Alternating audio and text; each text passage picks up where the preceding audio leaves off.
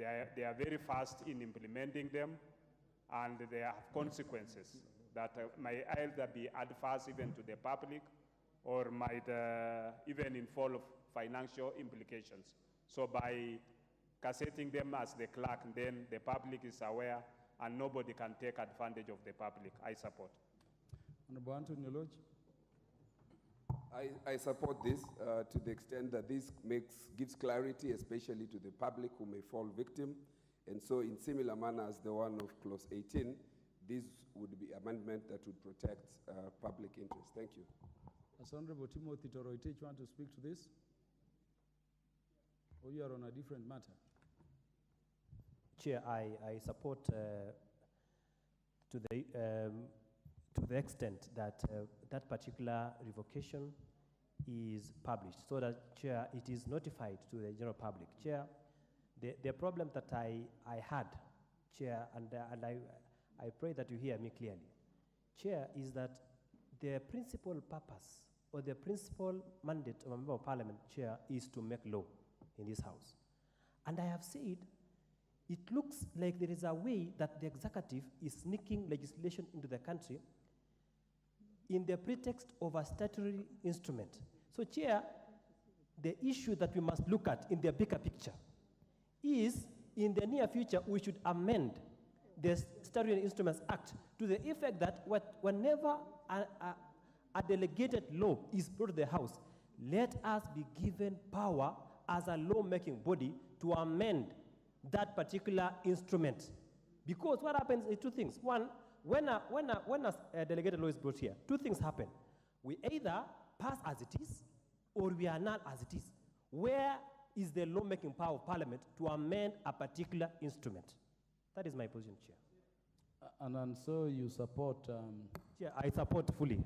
I support the amendment, of course, the proposed amendment, but in future, I call upon the committee to review the entire legislation. The Honorable Alice Nganga, you want to speak to this?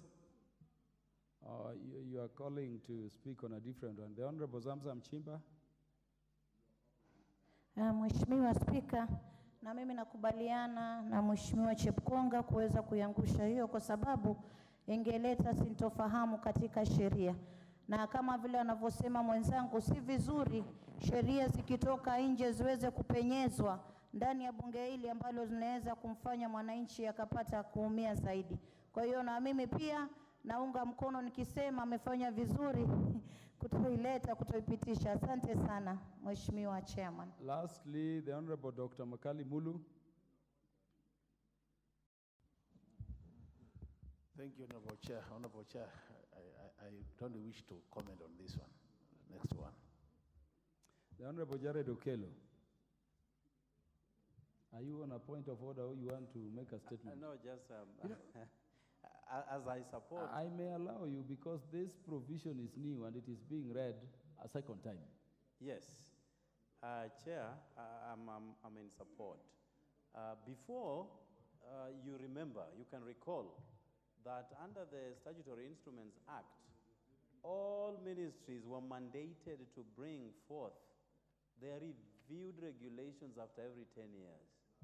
By dint of an omnibus amendment that was brought before this House, that was taken away by the, quote-unquote, the executive. And therefore, now all ministries, together with their sagas, can operate as and when they deem necessary to bring those reviewed regulations, Honorable Speaker. Honorable Speaker, there was a lot of fury in the last few days about certain charges that have been preferred by the Immigration Department. You know, when you want to get married, you pay 50,000, which is over and above dowry, and many other things that were infused in those regulations. And those regulations actually had not been brought before this Parliament, Honorable Speaker, for consideration. And therefore, we really need to tighten loose ends so that the public does not consume certain punitive undertakings by the executive to the detriment of this Parliament, because this is the only law-making body with powers to do so, Honorable Speaker. Honorable Jared Nyango, the point is made. Honorable members, I put the question that the new clause 4 be now read a second time. Will as many as are of that opinion say aye? Will as many as are of a contrary opinion say nay? The ayes have it. I propose the question that the new clause 4 be part of the bill. There being no interest, I now put the question that the new clause 4 be part of the bill. Will as many as are of that opinion say aye? Will as many as are of contrary opinion say nay? The ayes have it.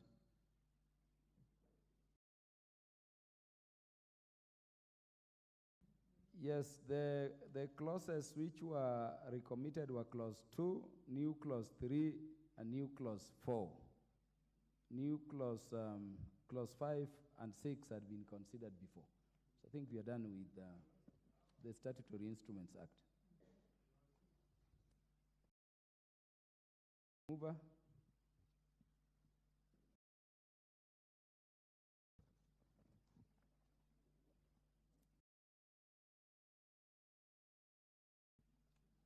Mover to move reporting.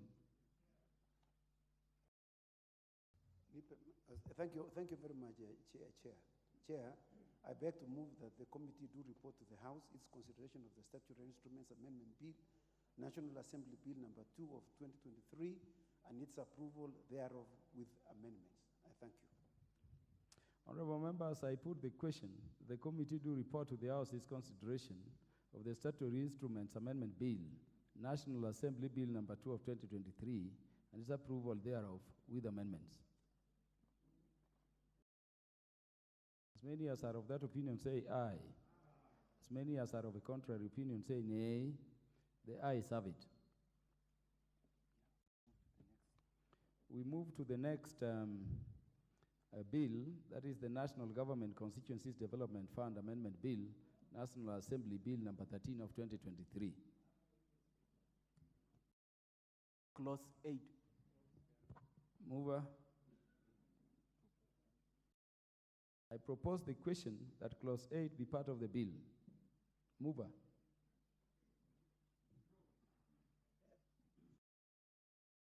Thank you very much, Chairperson.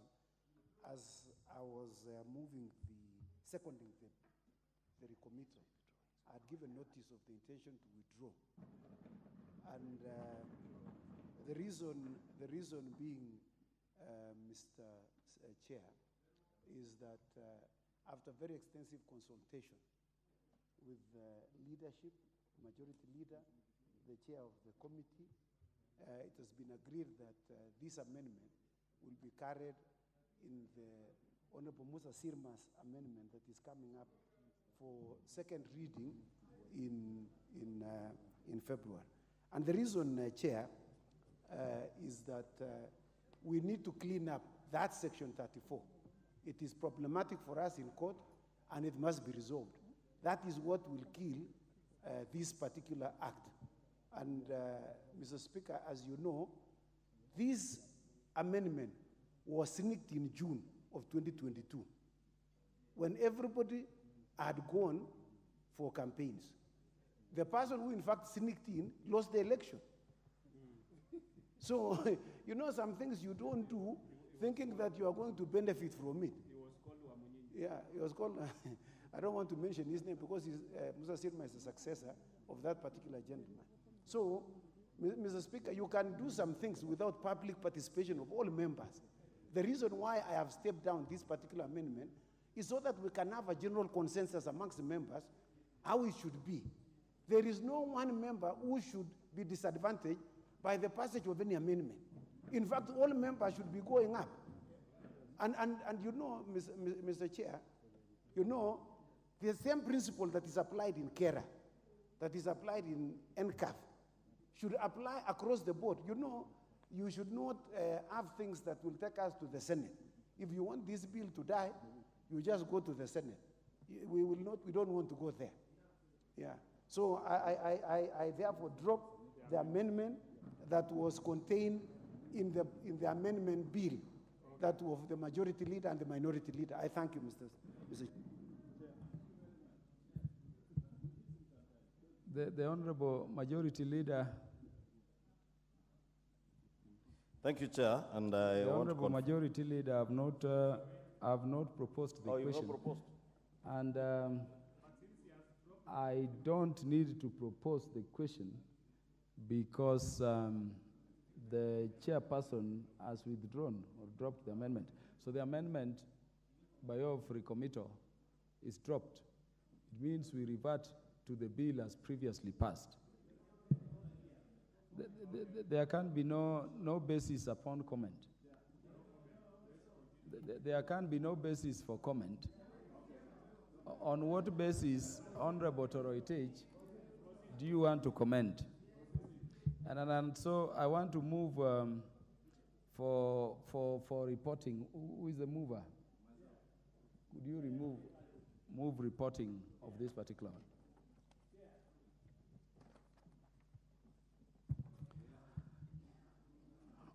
Honorable Toroitich, the basis upon which you deliberate on this particular proposal is if it was prosecuted.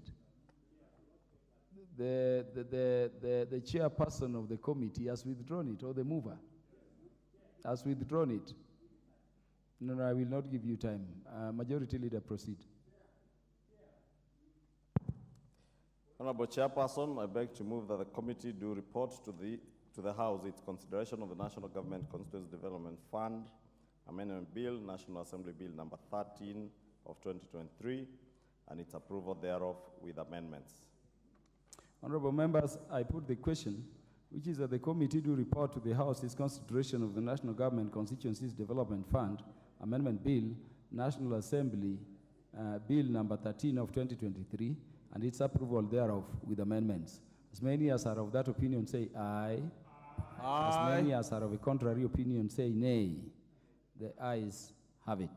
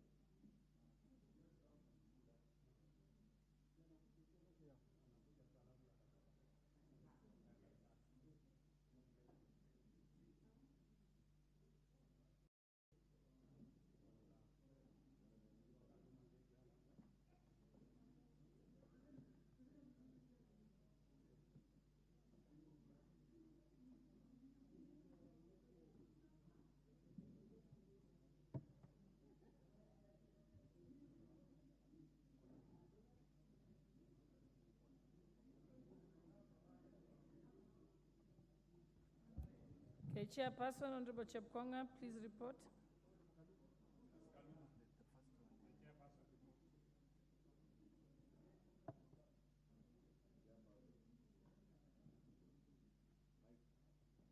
Chairperson, move the reporting. Yes, Okay, then the chair. Honorable Speaker, I beg to report that the Committee of the Whole House has considered the Statutory Instruments Amendment Bill, National Assembly Bill number 2 of 2023, and approved the same with amendments. I thank you, Honorable Speaker. Okay, the mover now, you can agree with the report. It is the statutory instruments. Yeah. Honorable Speaker, I beg to move that this House do agree with the report of the Committee of the Whole House on its consideration of the statutory instruments Amendment Bill, National Assembly Bill number 2 of 2023. I also request the Honorable Musa Sirma to second the motion.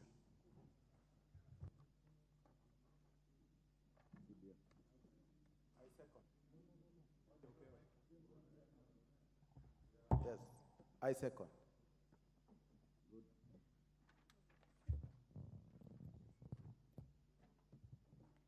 Honorable members, I propose the question that this House do agree with the report of the Committee of the Whole House on its consideration of the Statutory Instruments Amendment Bill, National Assembly Bill number 2 of 2023. Okay, honorable members, I now put the question that this House do agree with the report of the Committee of the Whole House on its consideration of the Statutory Instruments Amendment Bill, National Assembly Bill number 2 of 2023. Will as many as of that opinion say aye? Aye.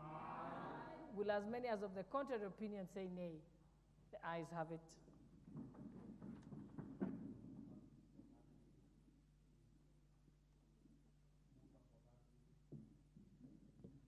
Yes, mover to move. Third reading.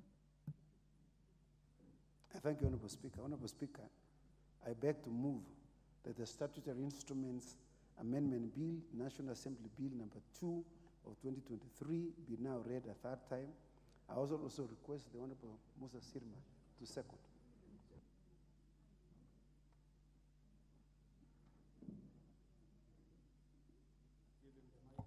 Yeah, I second.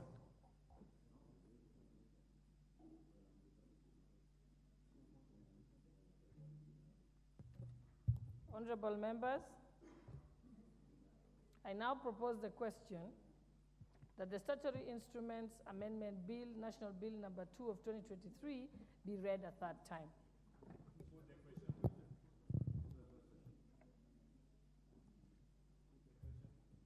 We shall defer the putting of the question to a later time.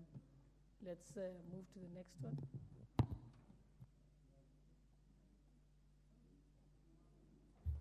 Chairperson.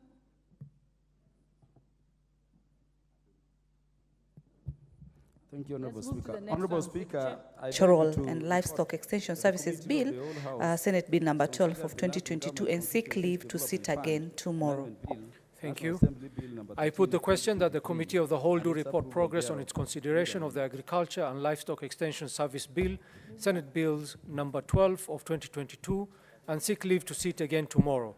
As many as of that opinion say aye. As many as of the contrary opinion say nay. The ayes have it. To second the motion for agreement with the report of the Committee of the House. Proceed, Honorable The next bill is the Mung Beans Bill, Senate Bills number 13 of 2022. Who was the mover? Senator Matinga. Senator Honorable members, I now propose Senator Mwaruma on that behalf the of House the do agree Chair. with the committee in the said report. Thank you, Honorable Chairperson. Honorable members, I now put the Pursuant to question Standing Order that the House do 153, agree with the I committee beg to in the move said that report. the Committee Will of the as many as Whole of that opinion say do aye? report to the Senate its consideration of the Mung Beans Bill, Senate Bills number 13. Mover of the bill? You can move to be read at that time. Honorable Speaker. Honorable Speaker, if you can protect the Honorable Toroitich from the Deputy Leader of Majority. who is telling the Honorable Torodi to stand for division alone. Honorable Speaker, I beg to move that the National Government Constituency Development Fund Amendment Bill, National Assembly Bill number 13 of 2023 be now read a third time. I also request Honorable Samuel Chepkonga to second, and Honorable Speaker, as I request Honorable Chepkonga to second, just to buttress what he said, that indeed we had very extensive consultations on the import of the amendment that he had proposed, the earlier amendment, which he had proposed that we have recommitted, and also the further amendment that he had proposed that was on the order paper today. And we did agree, as he has indicated together with the chair of the NGCDF committee, that those particular proposals, because they touch on NGCDF. Honorable Speaker, as Honorable Chepkonga says, the particular amendment that was referring to that was proposed by the former chair of the NGCDF committee in the last weeks of the last parliament, when many members were not in the house. Honorable Speaker, we do not want to work that way in this assembly.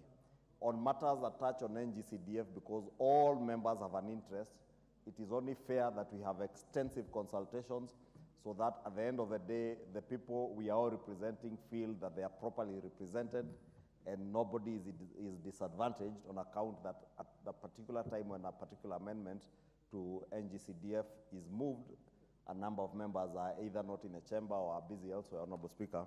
And I must thank the Honorable Samuel Chepkonga for heeding to that call for national dialogue, because we had a very extensive dialogue with him in the interest of all members. And indeed, the Honorable Chepkonga has been very amiable to having that discussion and agreeing to the proposals by also the chair of the NGCDF committee. As I also thank the chair of the NGCDF committee, Honorable Sirma, because he was very instrumental in these discussions to ensure that everybody at the end of the day emerges as a winner, no constituency loses, and none gains excessively over and above the others, Honorable Speaker.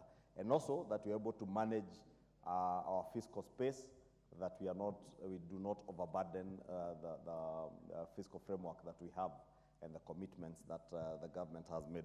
With that, Honorable Speaker, I support and request Honorable Chepkonga to second. Thank you, Honorable Speaker. I totally second and agree with the majority leader. You know, he's a majority leader. And so these were bipartisan talks that indeed succeeded.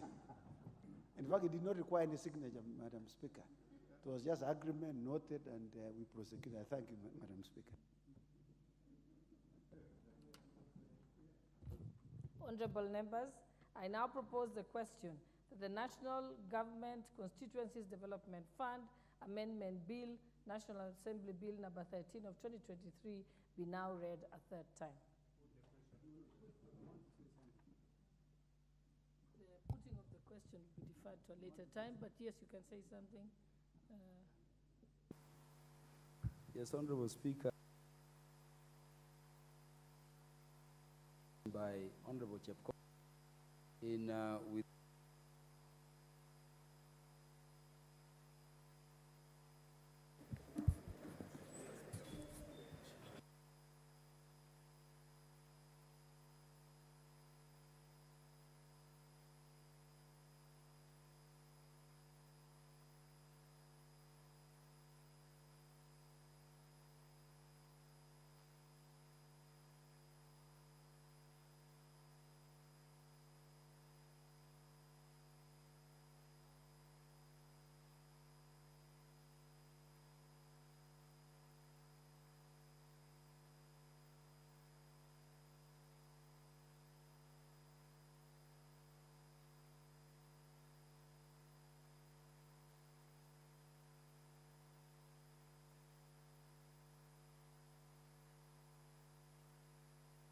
Honorable Senators, we are now reporting progress on all the bills, starting with the county licensing uniform procedures bill, Senate Bills number 9 of 2022. Chairperson.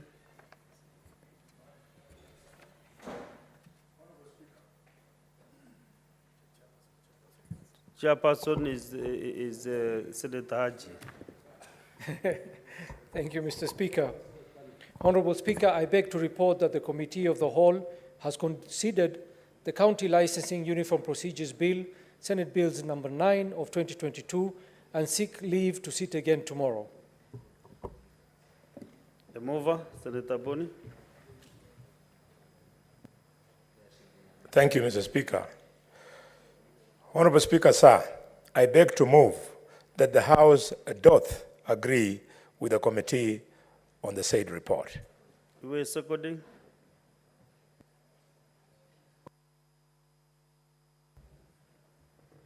Mr. Speaker, I second.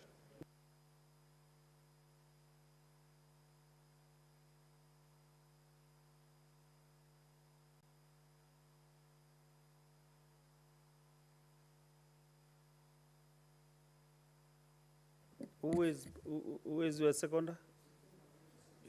Oh, yes.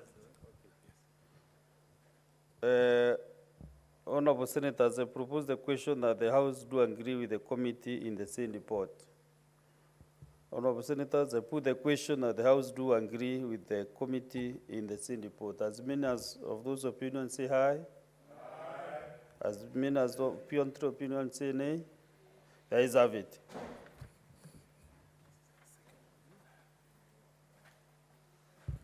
The second bill is Agricultural and Livestock Extension Services Bill, Senate Bills number 12 of 2022. Chairperson.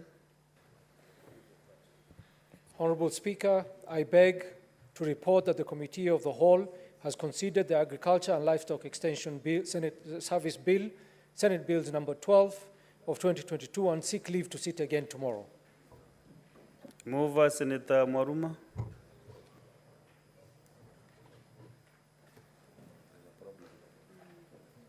No, not Senator Maruma. There is Senator Tabitha. She left. Okay, Majority Whip, you can move on our behalf.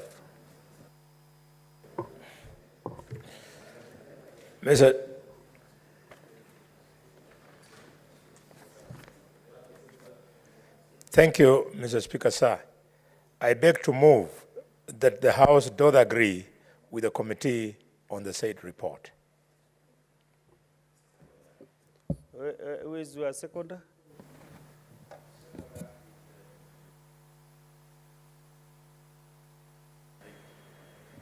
Mr. Speaker, I beg to second. Thank you. Thank you. Honorable Senators, I propose the question that the House do agree with the committee in the same report. I put the question that the House do agree with the committee in the same report. As many as of the similar opinion say aye. As many of the contrary opinion say nay. The ayes have it.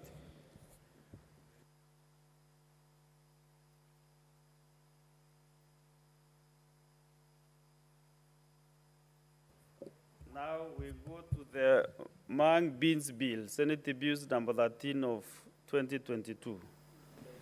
Honorable Speaker, I beg to report that the Committee of the Whole has considered the Mug Beans Bill, Senate Bills number 13 of 2022, and seeks leave to sit again tomorrow. Mover. Honorable Speaker, I beg to move that the House do agree with the committee in the said report and request Senator Beatrice Oyomo to second. Senator Beatrice. Honorable Speaker, I second. Thank you.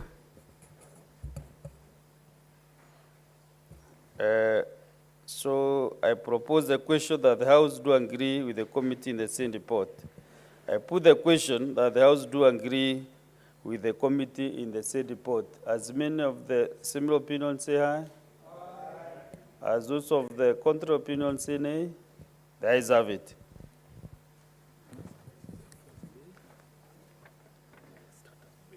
Now we go to the startup bill, Senate Bills number 14 of 2022. Chairperson. Honorable Speaker, I beg to report progress that the Committee of the Whole has considered the startup bill, Senate Bills number 14 of 2022, and and 6 leave to sit again tomorrow. Mover, Senator Asige. Thank you, Honorable Speaker. I beg to move that the House do agree with the committee on the said report and call upon Senator Sifuna to second. Senator Sifuna. Thank you, Mr. Speaker. I second. Honorable Senators, I propose the question that the House do agree with the committee in the same report. I put the question that the House do agree with the committee on the same report. As many as of the similar opinion say aye. As many as of the contrary opinion say nay. The ayes have it. We go to the Persons with Disabilities Bill, Senate Bills number 7 of 2023. Chairperson. Honorable Speaker, I beg to report progress that the Committee of the Whole has considered the Persons with Disabilities Bill, Senate Bills number 7 of 2023, and 6 leave to sit again tomorrow. Mover. Senator Asige. Thank you, Speaker. I beg to move that the House do agree with the committee on its said report and call upon Senator Sifuna to second. Senator Sifuna. Thank you, Mr. Speaker. I second. Honorable Senators, I propose the question that the House do agree with the committee in the same report. I will put the question that the House do agree with the committee on the same report. As many as of the similar opinion say aye. As many as of the contrary opinion say nay. The ayes have it. Now we go to the last one. The Kenyan Sign Language Bill, Senate Bills number 9 of 2023. Chairperson. Honorable Speaker, I beg to report that the Committee of the Whole has considered the Kenya Signs Language Bill, Senate Bills number 9 of 2023, and 6 leave to sit again tomorrow. Mover, Senator Professor Margaret Kamar. Thank you, Mr. Speaker.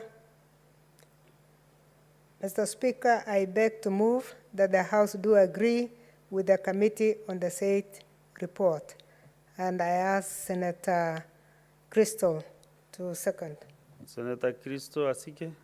Thank you, Speaker. I second as moved. Thank you. Honorable Senators, I now propose the question that the House do agree with the committee in the same report. And I put the question that the House do agree with the committee in the same report. As many as of the similar opinion say aye. As those of the contrary opinion say nay. The ayes have it.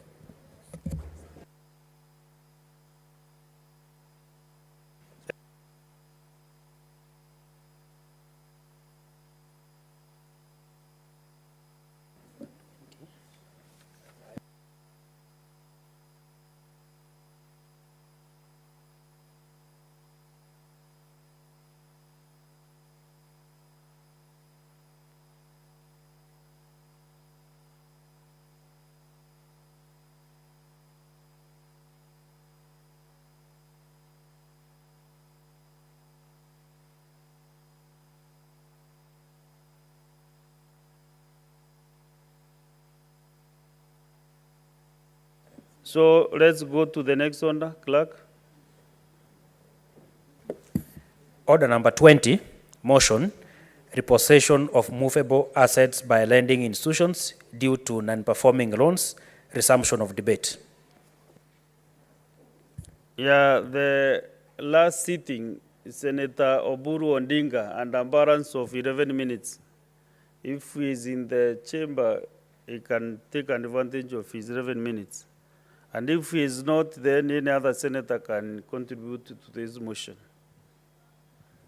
And looking at my dashboard, there is no other senator interested, so I will request the mover to reply. Senator Wamatinga Wahome.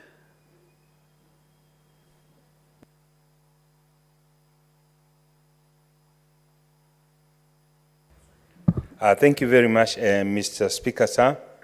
Mr. Speaker, I beg to reply on the motion that aware that the high unemployment rate in Kenya has pushed many Kenyans to seek loans from SACCOs, microfinance institutions, and banks to start small and medium enterprises to sustain their livelihoods, and noting that the youth in particular have invested in movable assets, including motor vehicles and motorcycles, to start business in the transport industry, and most of them have signed up to the ride-hailing apps, including but not limited to Uber, Taxify, Bolt, and Litro Cab. Cognizant that the Banking Act of 2015, Cap 488, does not provide for renegotiation on the loan repayment agreement whenever the business environment becomes unfavorable as a result of the high cost of living, lowered earnings from the app providers, and high interest rates. Now, therefore, the Senate urges the National Treasury and Economic Planning to come up with a policy framework to review the Banking Act in order to negotiate the repayment terms of loans and provide for caution for Kenyans with non-performing loans and prevent their loss in their movable assets. Mr. Speaker, sir, we are all aware that Kenyans are going through a very hard time economically. This is not limited to Kenya alone, but it's a global trend where the trajectory in terms of economic growth is downwards. The matters have been even further complicated by the ever fluctuating rates of exchange, with a dollar swing that is working in the disadvantage of the local currency. Mr. Speaker, sir, the cost of living going up by the day and the limited income sources, especially for the young generation, most of whom have border business because they do not have any option, are left without any means of livelihood. Most of their assets have been repossessed, and most of them, Mr. Speaker, sir, have ended up in broken marriages, and even worse, Mr. Speaker, some of them have been forced into situations which has forced them into depression, and this is an clear indicator of the increasing rate of suicidality, especially among the young men in Kenya. Mr. Speaker, sir, it is the high time that we relook at the Banking Act so that Kenyans can be cautioned against downward trends, especially in external factors that they have no control of. Mr. Speaker, sir, the war in Ukraine, the COVID, and the long drought that had faced our country left most businesses at the mercy of their financiers. This, Mr. Speaker, sir, has seen very many young enterprising young people being taken away, their livelihood being taken away because of the insensitivity of our banking sector. Mr. Speaker, sir, in other countries, for example, Western African country, a country like Ghana, they've come up with an enterprise development fund that is specifically designed for young entrepreneurs where they do not have to pay the very expensive loans that are paid by the bank. Today, Mr. Speaker, sir, the banking rates in Kenya, the banking charges in Kenya are going as high as 20%. If the government, and I would want to thank the government of William Samoei Ruto, specifically for coming up with the Hustler Fund, and during his presidential debate, Mr. Speaker, sir, he pointed out that it needs to be enhanced so that it can move to asset financing.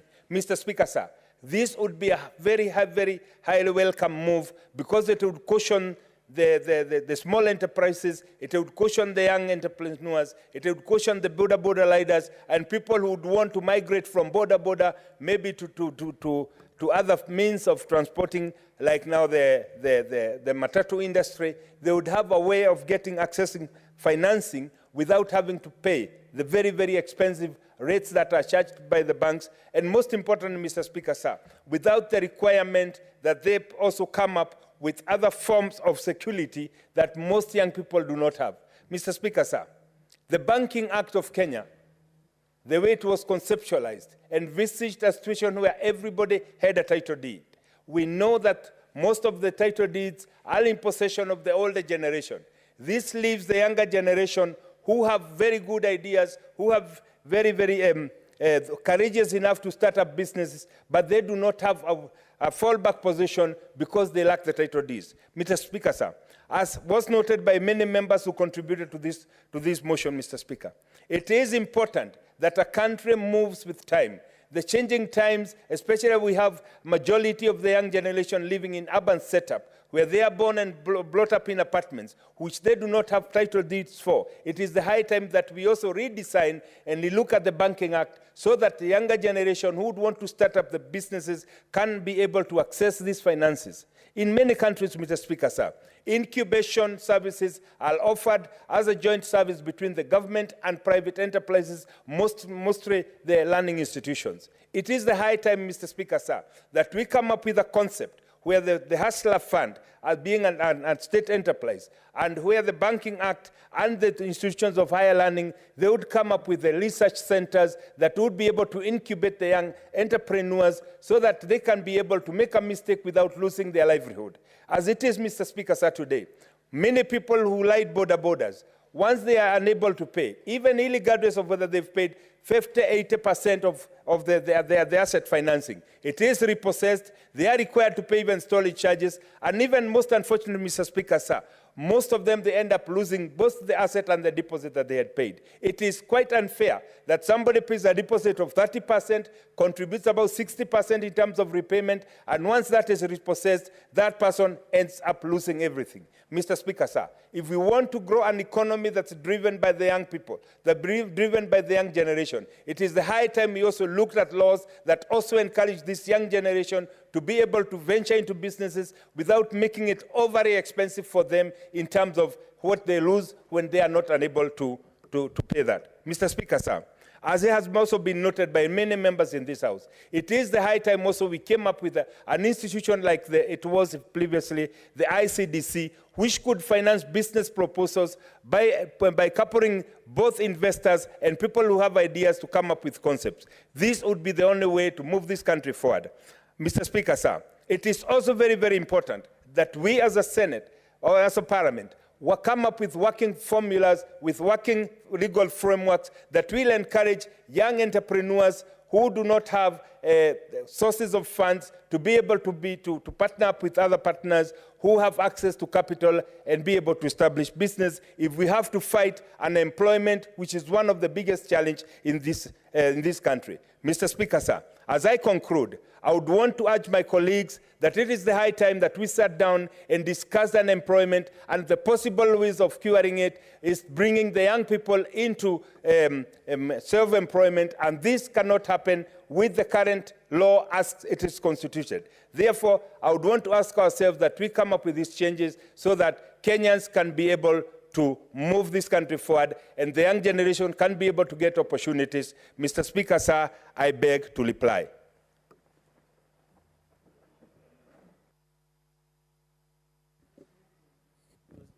The senator was replying. So, honorable senators, I put the question that aware that the high unemployment rate in Kenya has pushed many Kenyans to seek loans from SACCOs, microfinance institutions, and banks to start small and medium enterprises, SMEs, to sustain their livelihoods. Noting that the youth in particular have invested in movable assets, including vehicles and motorcycles, to start business in the transport industry, and most of them have signed up to the ride-hailing apps, including but not limited to Uber, Taxify, Bolt, and Electrocab. Cognizant that the Banking Act 2015, Cap 488, does not provide for renegotiation on the loan repayment agreement whenever the business environment becomes unfavorable as a result of the high cost of living, low earnings from the hub providers, and high interest rates. Now, therefore, the Senate urges the National Treasury and Economic Planning to come up with a policy framework to review the Banking Act in order to renegotiate the repayment terms of the loans and provide cushion for Kenyans with non-performing loans and prevent the loss of their movable assets. This matter does not involve county governments, and I therefore want to put the question that will as many as of that opinion say aye? Aye. Will as many as of a contrary opinion say nay? The ayes have it. Next order. Order number 21, motion, report of the ad hoc committee to investigate the proliferation of religious organizations and the circumstances leading to more than 95 deaths in Shakahora, Kilifi County.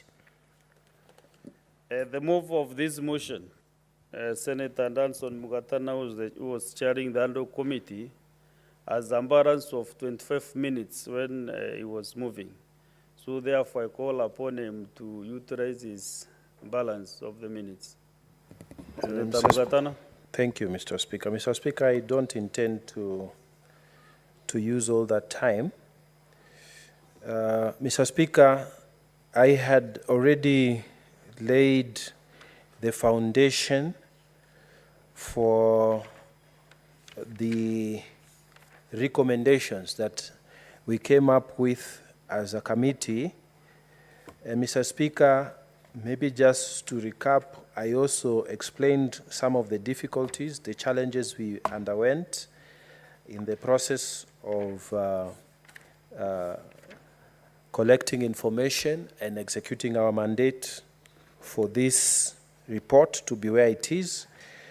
Mr. Speaker, having dealt with the foundations, I would now wish to deal with the recommendations that this committee came up with. Mr. Speaker, the first recommendation is that the Director of Criminal Investigations expeditiously investigates the atrocious and heinous actions committed by Paul Mackenzie with a view to recommending his prosecution within 30 days of adoption of this report by the Senate.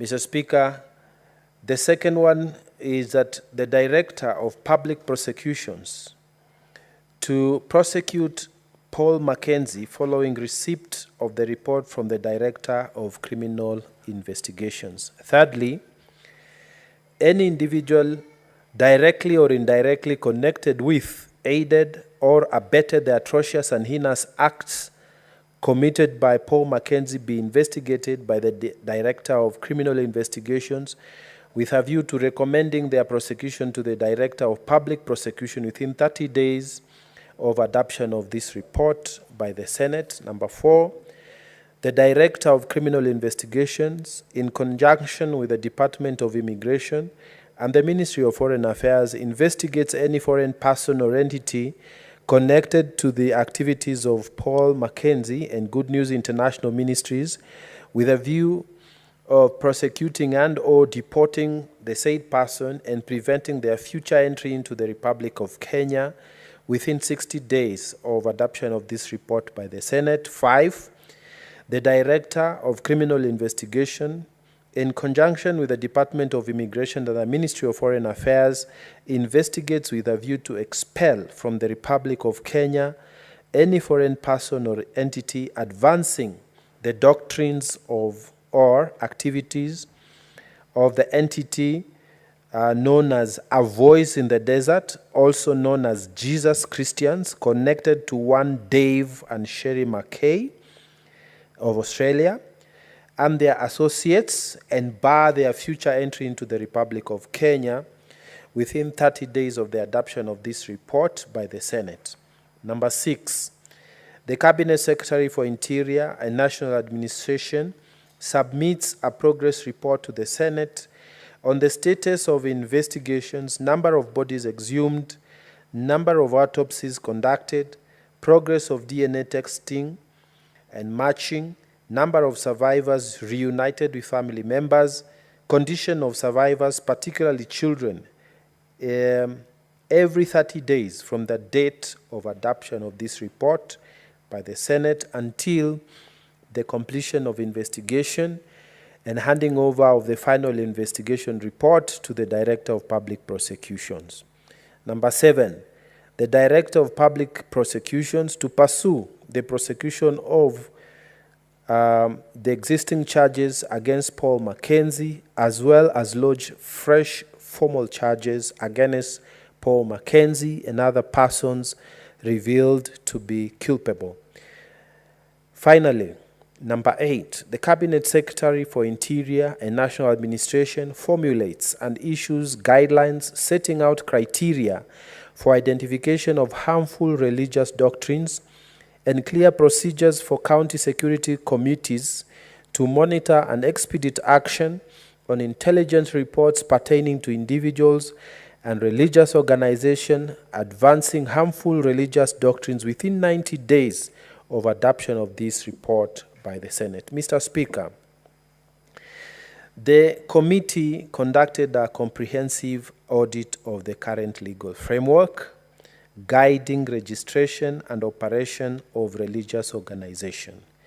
Additionally, the committee examined other jurisdictions that have experienced violent cult incidences, including Rwanda, Uganda, France, and Japan.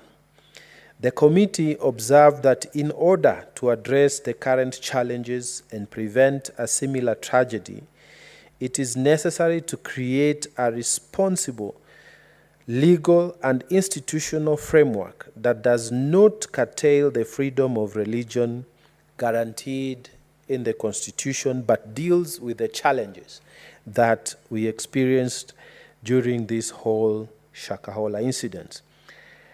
While many of the religious organizations that came before us opted for self-regulation, we as a committee also received calls for regulation, because the question, Mr. Speaker, was where was the government when all this was happening? Therefore, Mr. Speaker, it is clear that the people also expect the hand of government in regulation without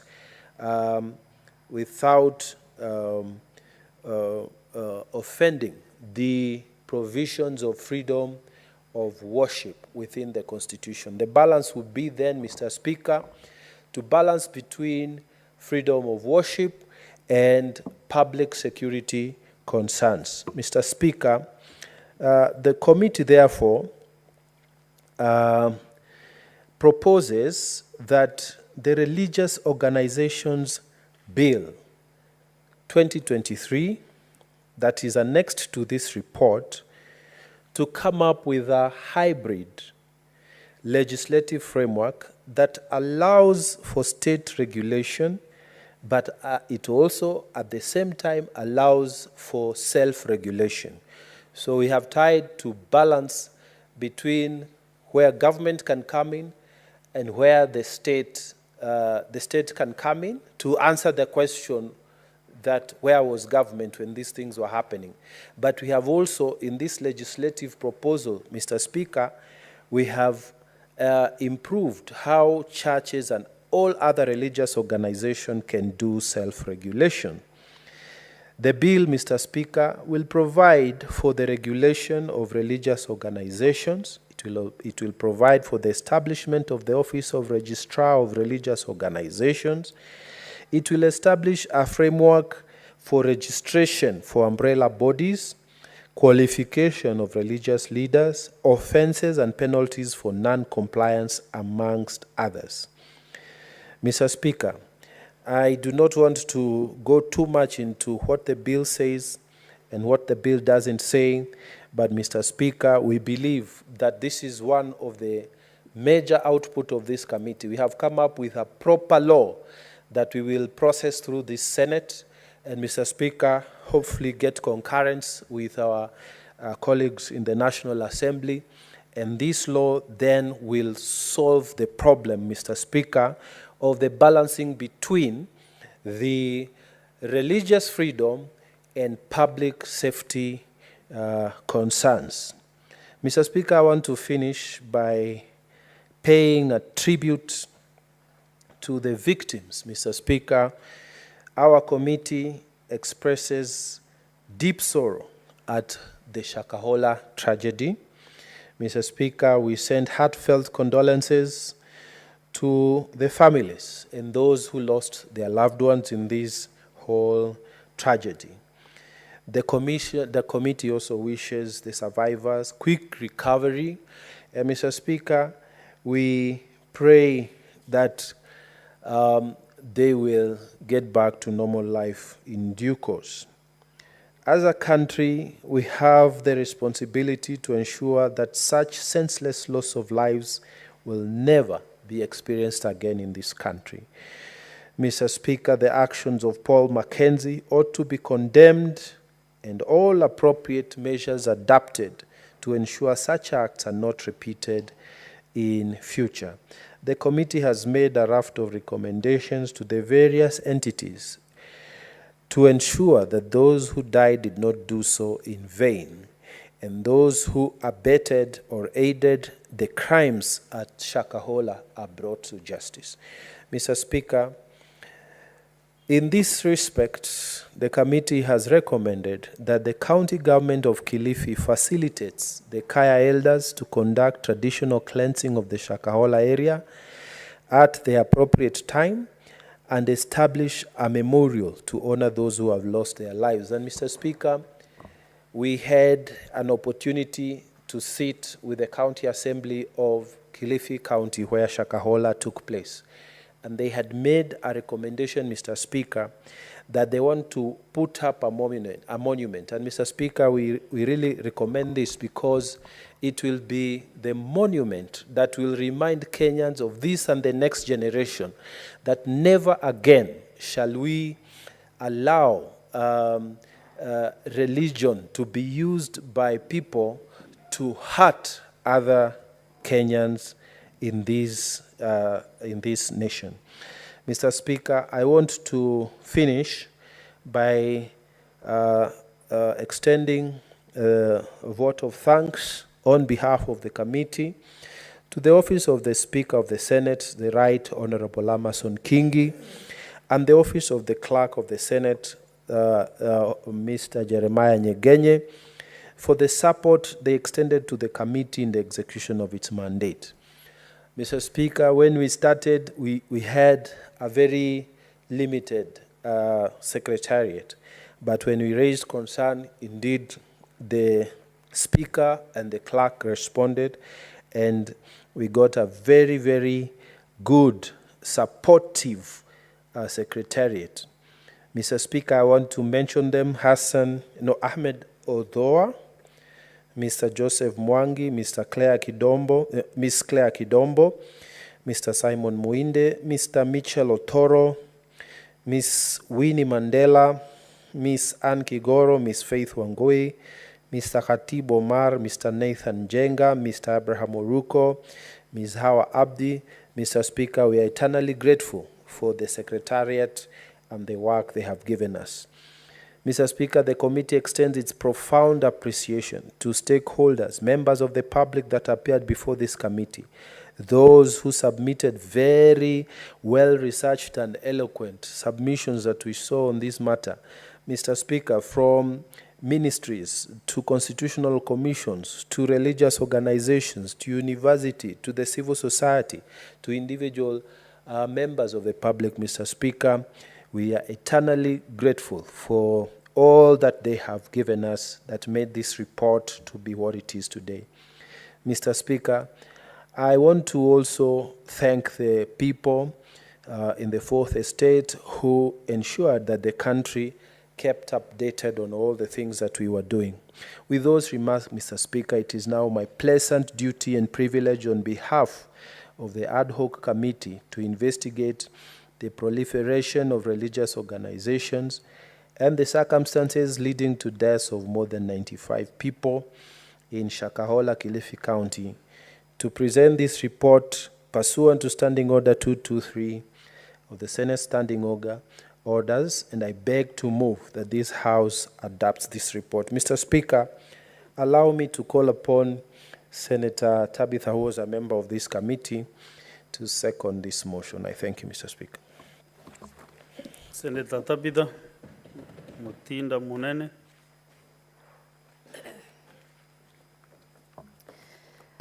Thank you, Mr. Speaker, and I do rise to second this motion, Mr. Speaker. Let me start by saying that I was privileged to be a member of the Shakahola Committee and had a committee that, as a new member, I was also able to learn a lot in terms of what really happens when ad hoc committees are set. And I really want to appreciate all the committee members for their teamwork. Of course, the Secretariat who really worked with us through these findings, Mr. Speaker. Mr. Speaker, we had a privilege to be able to visit Shakahola. And I can state before this House that it's actually a very sad state, a country, what you come and realize the happenings that have been there, where one man, a Kenyan, none other than Paul Mackenzie, came up, you know, and put his own doctrine, lied to Kenyans, then which ended up in the cause of death. But before even I go to that, Mr. Speaker, on behalf of this committee, Mr. Speaker, allow me to still pass our very, very heartfelt and sincere condolences to the families that lost their beloved ones. And apart from that, Mr. Speaker, to also indicate that quick recovery for the ones who are still recovering. Mr. Speaker, we had an opportunity to meet with the victims directly. We were able to interact with the victims and we were able to talk to them in terms of what really transpired. But Mr. Speaker, the shock of it was that the victims were convinced that the doctrine that they were put in by Paul Mackenzie was the right one, and they could not get out of it as much as we tried to dig at that particular time, Mr. Speaker. Mr. Speaker, as a committee and like any other committee, as members, we had an opportunity to call in different stakeholders, stakeholders from the Ministry of Health, from National Police Service, through the CS, Professor Kindiki, and among others, even the different church leaders in terms of their views, their opinions. We were also able to sit with some of the family victims, the relatives of the victims, and they were able to share with us very, very sad stories. So this is an issue that will go down in history with a lot of sadness for one man who then put lives of Kenyans under the soil with his own mechanisms and all that. Mr. Speaker, this committee will not fail to state some of the challenges. I think as Mr. Chair, Honorable Mungatana had put it, that institutions of this, of our beloved country also, as much as they appeared and were able to give us information, but at the same time, we had challenges because we requested that the police who are serving in the particular station in Kilifi to appear, but the cabinet secretary was adamant that he was to appear before them. And as time progressed, we realized that it is them that needed to answer because they are the ones who are much on ground for the duration that this problem had started. And this really gave us some challenge because some of the issues we wanted to bring out, we didn't have an opportunity to bring. Mr. Speaker, let me tell this House that we further underwent another serious challenge that was the challenge of the pathologist of this country, none other than Dr. Duor. Mr. Speaker, Dr. Duor was not able to appear before this committee. As much as per our standing orders, we were able to summon and finally offer a fine of Kenya shillings 500,000, but through his communication, he was able to state that the CS of Health, Madam Susan, had given him instructions that he should not appear before this committee because the investigations were still ongoing. But sad enough is that Kenyans, up to date, they are still asking, where are the bodies of our beloved ones so that we can have at least a last decent send-off for them? Because all that is needed was the report of this DNA. And there were so much of a challenge and delay that all we needed is to get the facts right so that we can be able to get to understand then what is the issue because of the delay of the DNA results. And up to now, there is still delay whereby members of, relatives have not been able to rest their beloved ones, Mr. Speaker. Mr. Speaker, you realize that we had a very key witness, and this key witness was none other than Paul Mackenzie himself. And we had still challenges when one of our secretariats who was able to go to the Kilifi prison where Mackenzie is, and at first when he was issuing the summons, he had a challenge. And until we put this on presser, and the next time he went, he was given a pass, and he handed over through his lawyer. But He still stated challenges because the timeline was short. The committee was wrapping up. The timeline was short. He was not able to appear. Some of the key witnesses, like Pastor Ezekiel, was able to appear. And the reason, Mr. Speaker, that the committee went out of their way to visit Mavueni was to get the total facts right, because our time was lapsing. And we needed, because this is going down in history, we needed as a committee to get facts right, because we had had the first hand to experience the actuals at the Shakahola grounds. We had seen relatives, what they were going through. We had seen, personally had seen the bodies and the condition that they were in. We had an opportunity to sit with the DCI, to have in camera all the videos, that if you are human, if you are a leader, if you are a parent, and have an opportunity to see what truly had transpired, you'll go out of your way as a leader. And that is what we did as a committee. We went out of our way, we visited to get to understand what was the happenings of the Mavueni. Yes, we communicated and mentioned our findings, as much as the secretary did not accompany us, but we wanted to leave history, knowing that we had an opportunity to try and get our facts right. We didn't find the graves, we didn't find some of things that had been alleged. And so everything still came back to this one man, who today, yes, is in prison.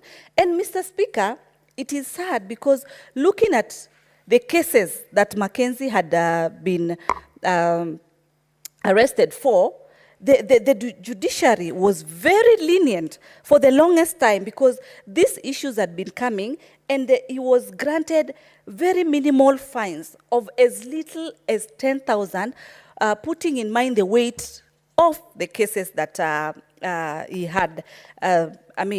He had, because looking at the allegations of the murder of the children who had succumbed to starvation and suffocation, and the court granted Mackenzie a mere Kenya shillings 10,000, and this man was free. This man was able to continue with his,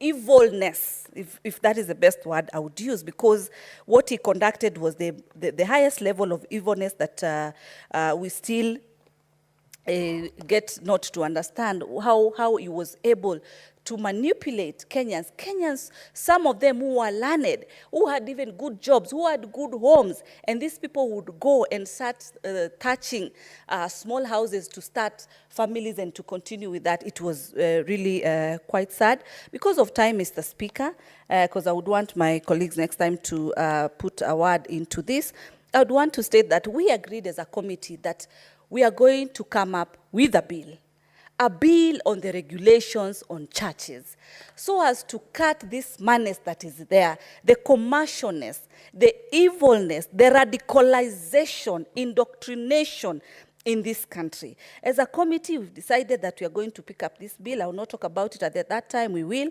And Mr. Speaker, just to finalize that, we mentioned that we would want Shakahola to be a memorial park for future, because what lies there is just darkness, Mr. Speaker.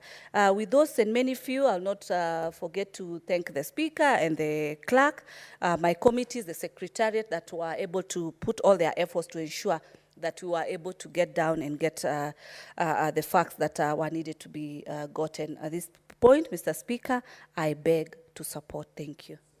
I beg to second, sorry. Thank you, Senator Mutinda.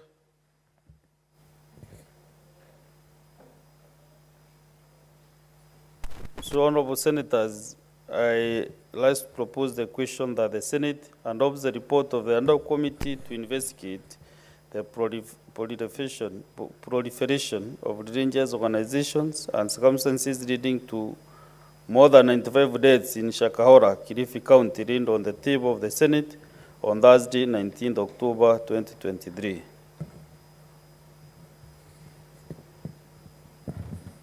I can see Senator Boni Kalwale intends to contribute to this. Mbusha. Thank you, Mr. Speaker. Mr. Speaker, with a heavy heart, I rise in support of this motion and would like to pass my heartfelt condolences to all the victims of this heinous crime. Mr. Speaker, I would like to congratulate the committee led by the Senator of Tana River. Senator Mboni Karwale, I can see our time is up for the session. So you have a balance of 19 minutes. I saw it coming. When we resume the House. Thank you. Therefore, honorable senators, it is now 6:30 p.m. time to adjourn the Senate. The Senate therefore stands adjourned until tomorrow, Wednesday, 29th November 2023 at 9:30 a.m. Thank you.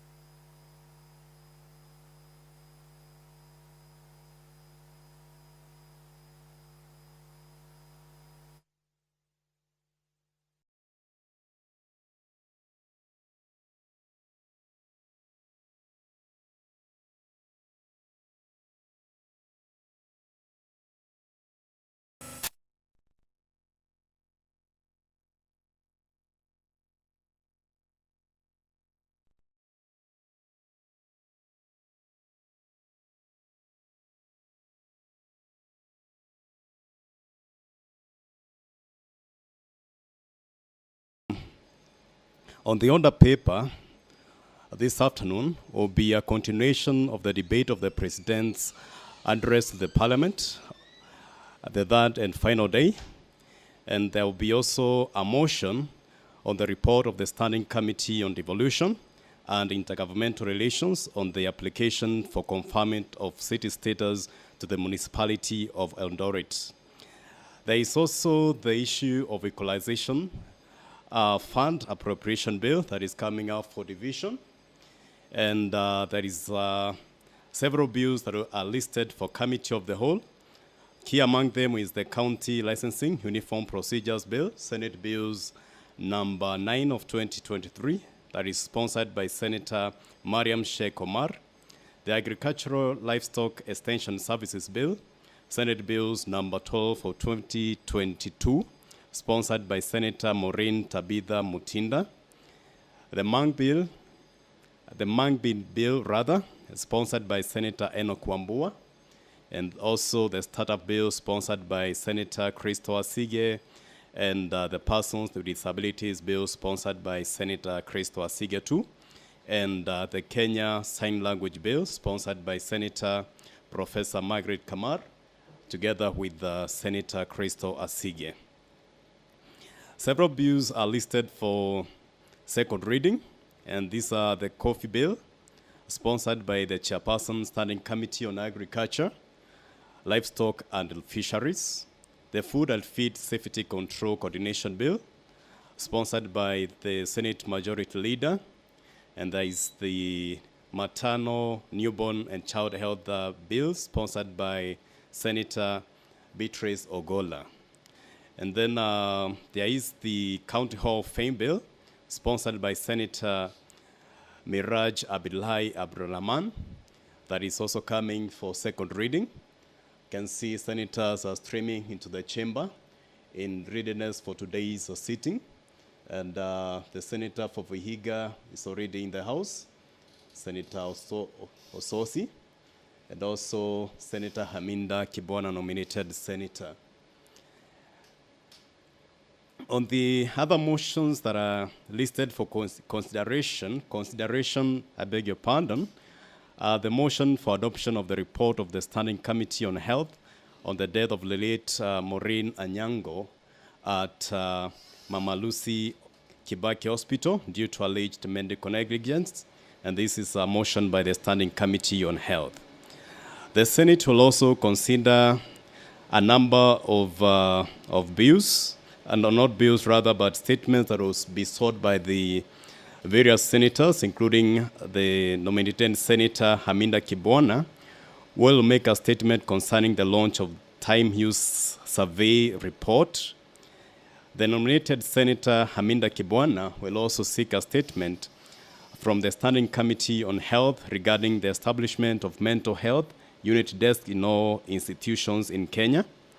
The Senator for Kisumu County, Senator Professor Tom Ojienda, will seek a statement from the Standing Committee on Agriculture, Livestock and Fisheries regarding the provision of agricultural extension services in Kisumu, and a statement also from the Standing Committee on Education concerning early childhood development education in Kisumu County, and from the Standing Committee on Finance and Budget concerning pending bills accrued by the county government of Kisumu.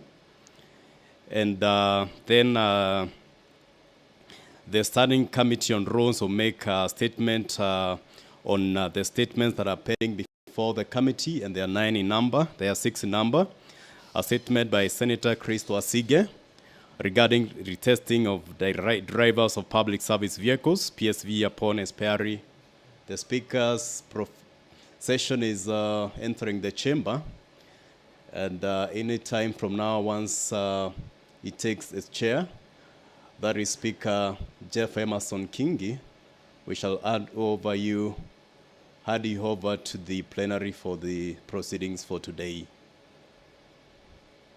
Welcome and enjoy the plenary. Let's pray. Almighty God, we beseech you to behold with abundant favor and blessings us, your servants, whom you've been pleased to call to leadership positions in this republic. We seek guidance to treat and consider all matters that shall come under deliberation in so just and faithful a manner as to advance the peace, prosperity, and welfare of our country and of those whose interests are our charge. Amen.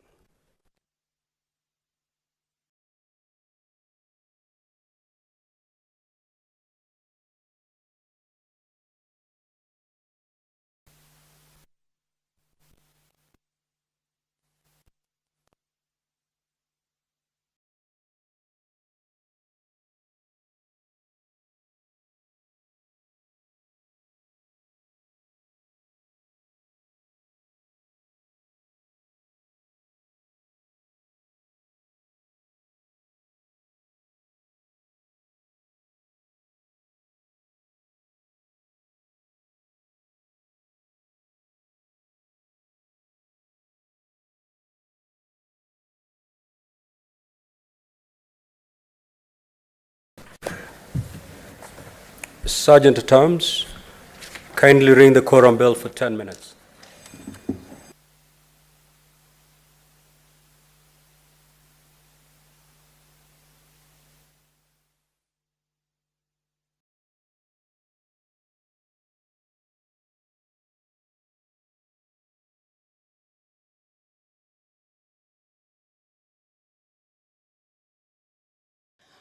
The Senate quorum bell is being rung, and this is pursuant to Standing Order 40 of the Senate Standing Orders that mandates, that provides as follows, that if there is no quorum present when the chair is taken, at the time appointed for a sitting of the Senate, the Speaker shall immediately, after the prayer under the bell, to be rung for 10 minutes, and this is the process that is going on now.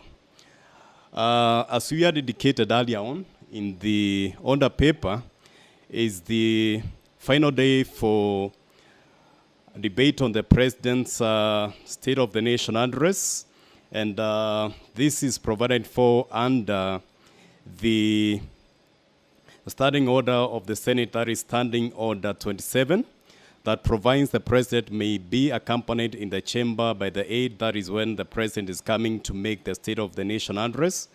And whenever the President addresses the Parliament, that is under Senate Standing Order 27, the Speaker of the Senate shall take the seat of the left of the President, and the Speaker of the National Assembly shall take the seat of the right of the President.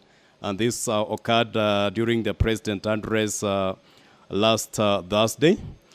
And then the Senate now, after that address by the President, the Senate now considers or debates that President address for 3 days, and then and they make their submissions on that presidential address, and that is a process that has been going on from yesterday and even today, and today has been marked as the final day for that business. Just a small history on the State of the Nation address. And this, it has its origins from the United Kingdom, whereby in the UK it is called the King's Speech. And the King's Speech provides the government with an opportunity to outline its priorities for the months ahead. It is formally called the Speech from the Throne, and it is key part of the state opening of. You can see the Senate has achieved quorum. We hand over to the Senate for.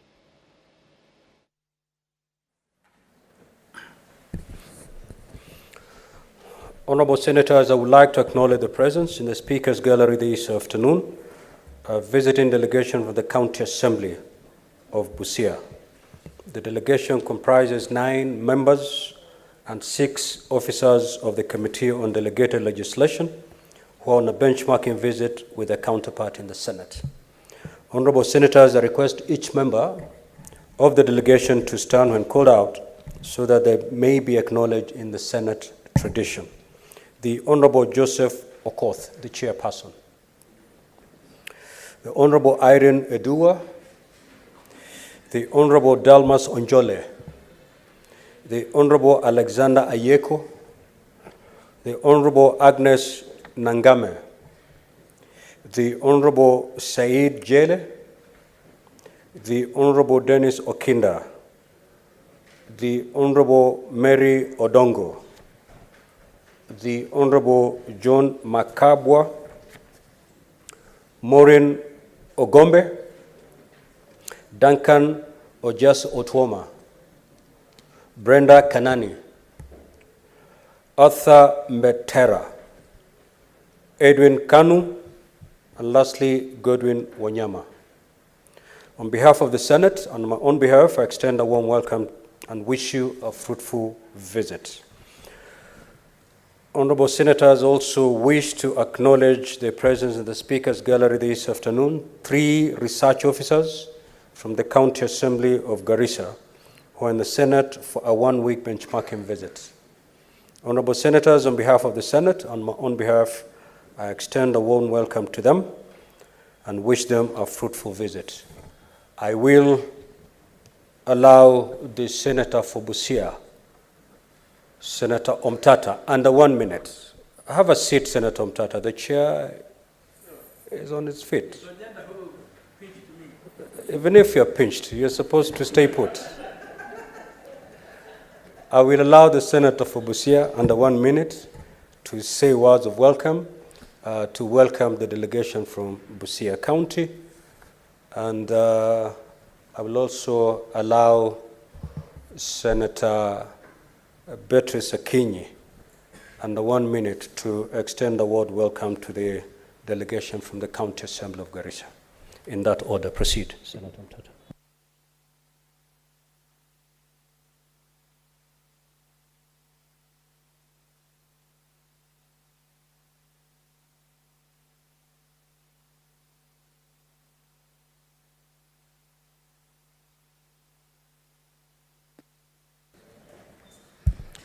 Honorable Speaker, thank you for the opportunity to address this August House in welcoming a delegation from Busia. The honorable members seated here from Busia County Assembly and their support staff belong to the Jailer Committee and are here on a learning tour. They're on a study tour to familiarize themselves with the parliamentary processes because they want to ensure that Busia flies high. They want to ensure that the bylaws that are made in Busia are bylaws that are in consonance with the Constitution and with the national legislation. So I welcome you to this August House. Feel at home, make use of the opportunities you have. And Mr. Speaker, sir, I would also plead to you if you have got any slush fund somewhere to help them because they really need a lot of training to be able to do what they're supposed to do. They realize that their capacity is very low and are reaching out to the Senate to assist them. With those few remarks, I welcome you, feel at home and have a fruitful tour. And thank you very much, Mr. Speaker, sir.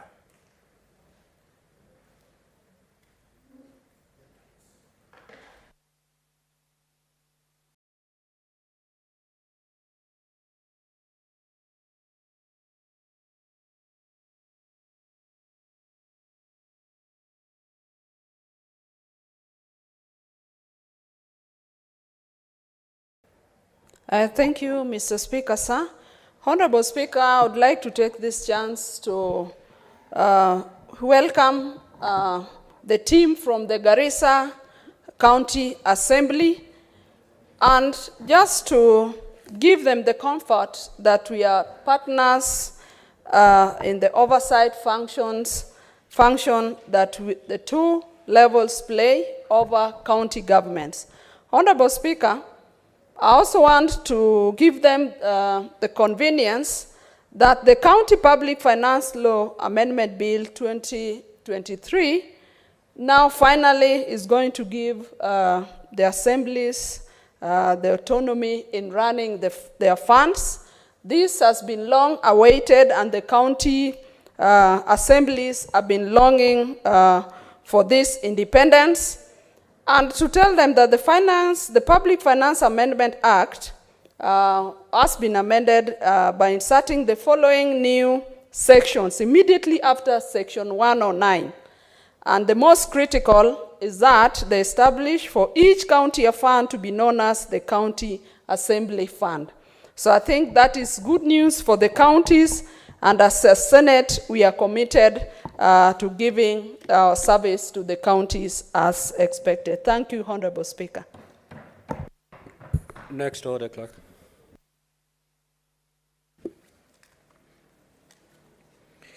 Order number 3, messages.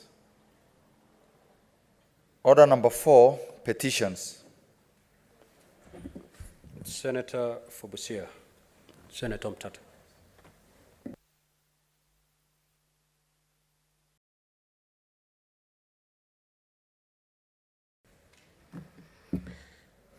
Yeah, Mr. Speaker, sir,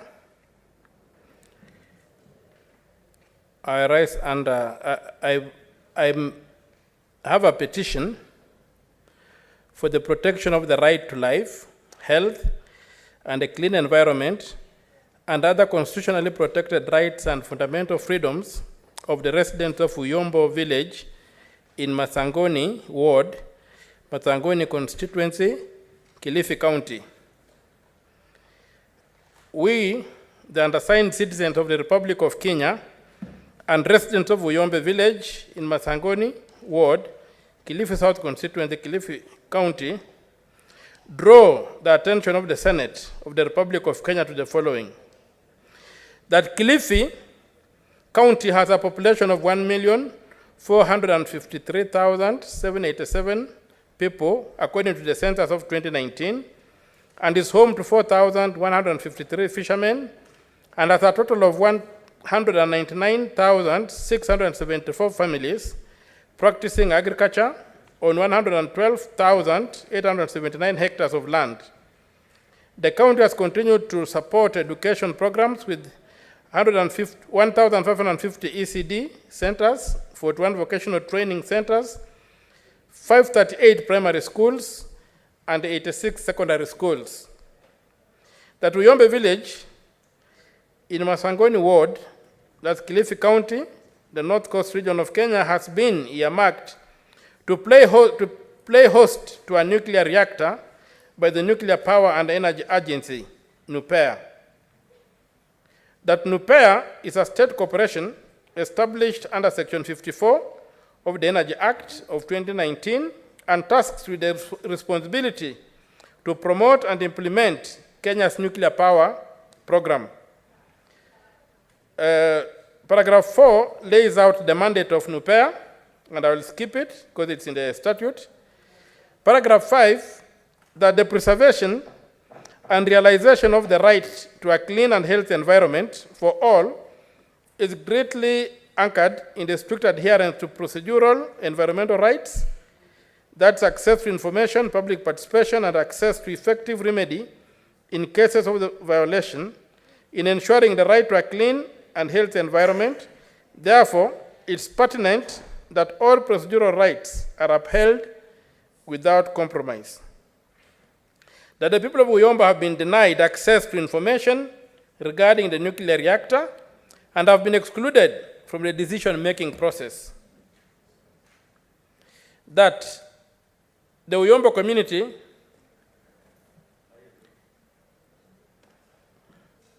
have been excluded in the participation that led to choosing the site, that no measures have been put in place for effective remedies or access to justice in cases of a nuclear spill for the people of Kilifi County.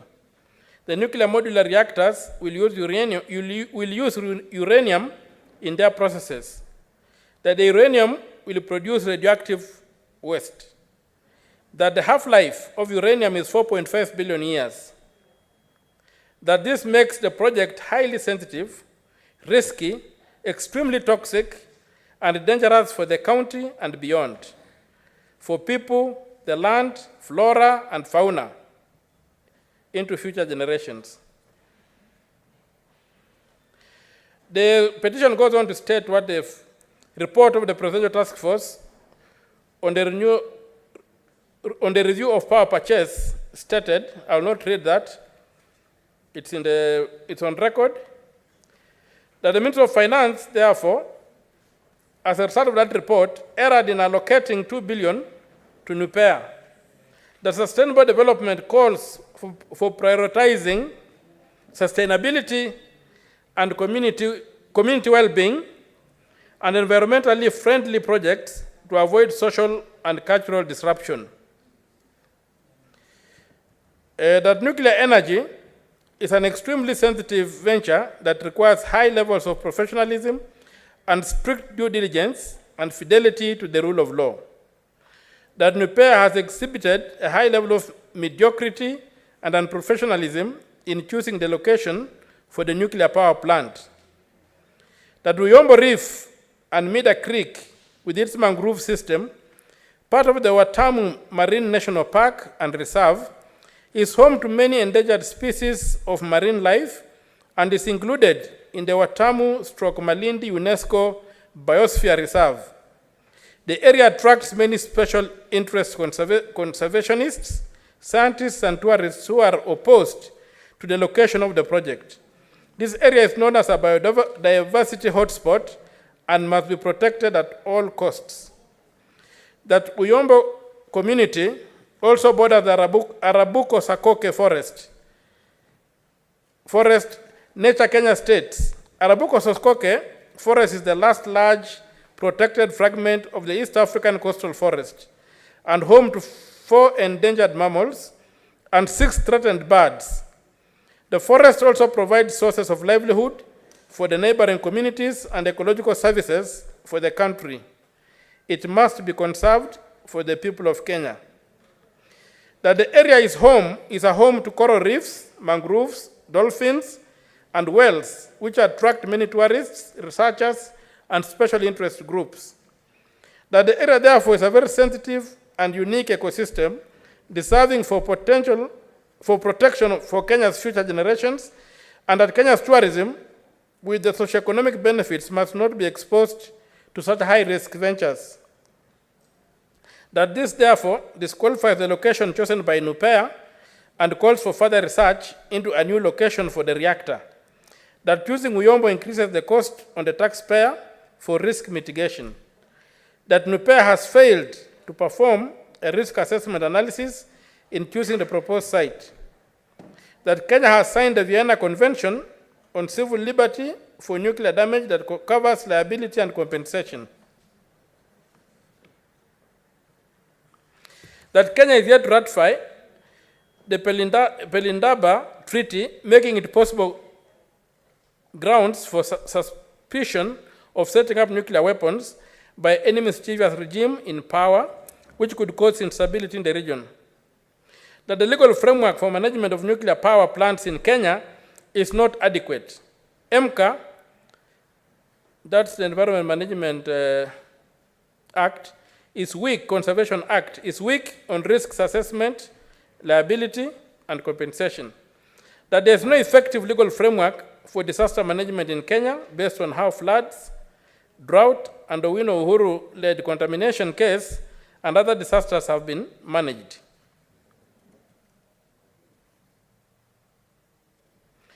That there are no existing guidelines on health impact assessment with respect to projects and related disasters. That there is no existing policy framework for radioactive waste management. that there's no remediation policy in Kenya, and NEMA is unable even to deal with the Wino Uhuru-led contamination and poisoning that happened in 2009, and is fighting in court against remediation to the affected community.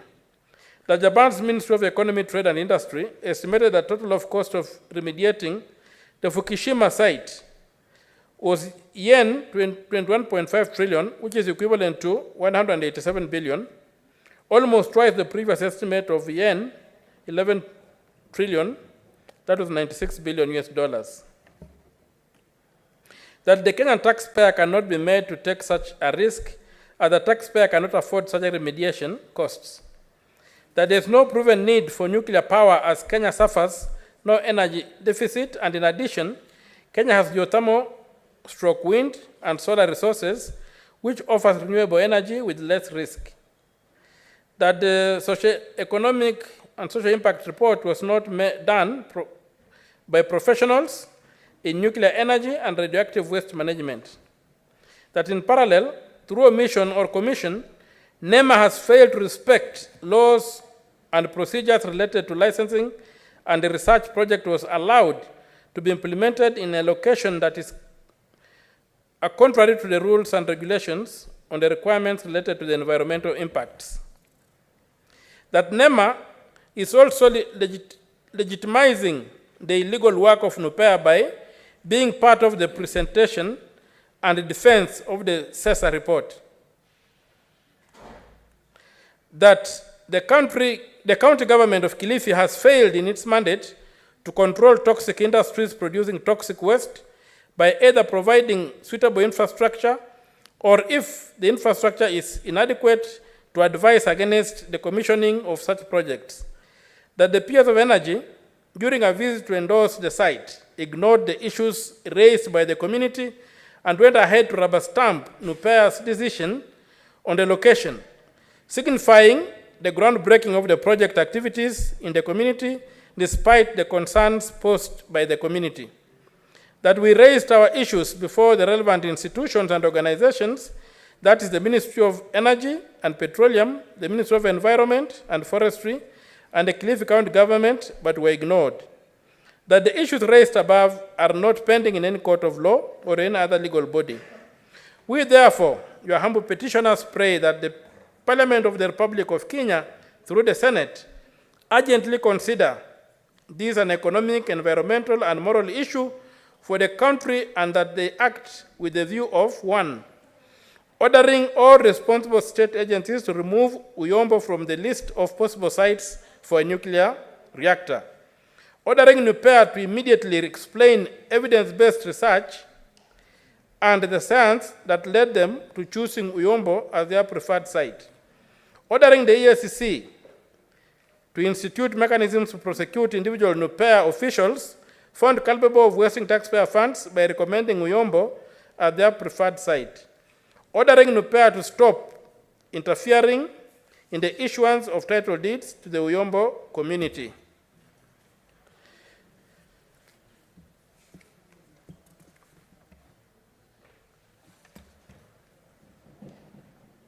Ensuring the freedoms of the residents of Uyombo village and other Kenyans under the Constitution of the Republic of Kenya.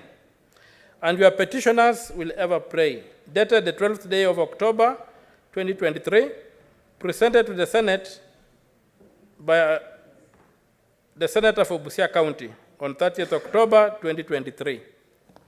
Thank you, Mr. Speaker, sir. Thank you. Pursuant to Standing Order 238-1, this petition is committed to the Standing Committee on Energy, and the said committee may work jointly with the Standing Committee on Land, Environment, and Natural Resources in preparation of the report. And in terms of Standing Order 238-2, the committee is mandated to, within 60 calendar days from the date of reading the prayer, which is today, to respond to the petitioner by way of a report addressed to the petitioner and tabled on the table of this Senate. It is so directed. Next order, clerk. Order number 5, papers. The Majority Leader.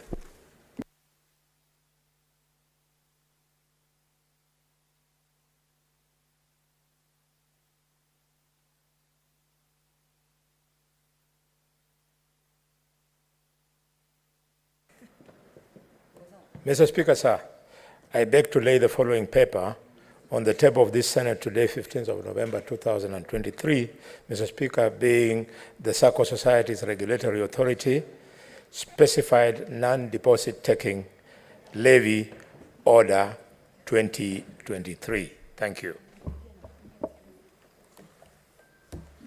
The Chairperson, Standing Committee on Administration of Committee on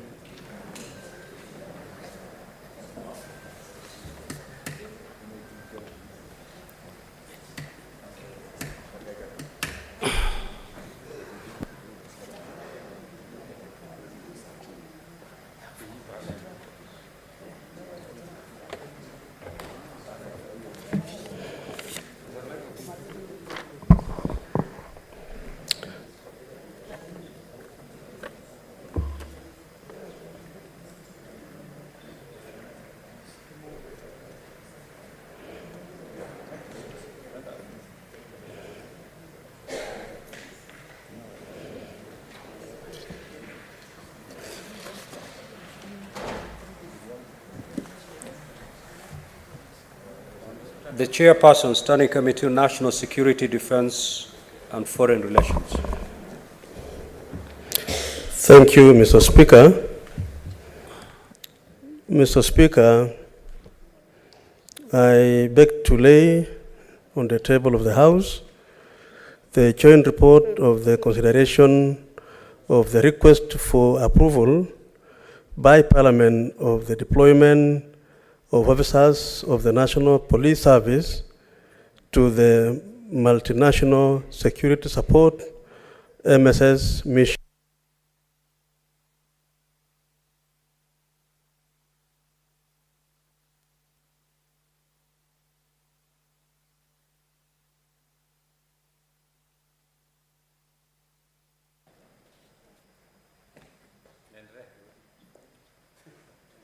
Thank you, Mr. Speaker.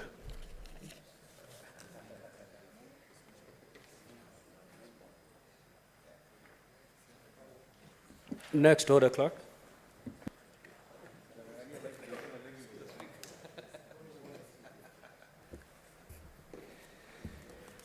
Order number 6. Senator, just hold on, clerk.